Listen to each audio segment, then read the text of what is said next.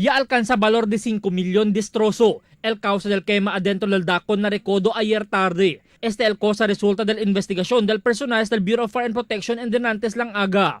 Na-report kaya si pasa el District Fire Marshal, Fire Chief Inspector Flint Cha, alas 4 ayer tarde, cuando llega na second alarm el fuego adentro lang gali del faktorya. Uno del mga kausa asigun, amo el lubricant packing del makina, kita asipilit palo para asi plywood, rason para sirvi como catalyst na fuego. Y el causa del fuego amo el electrical short circuit asigun. Apelo dicha con el mga establecimiento que debe mandaman rewiring el mga establecimiento, especialmente aquellos hecho de palo, que posible daan niya el mga kable que posible causa quema.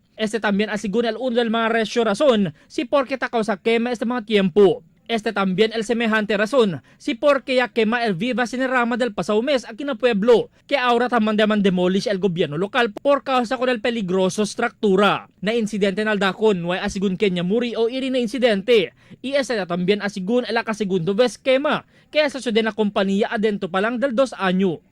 Albert Luna, Dateline Zamboanga.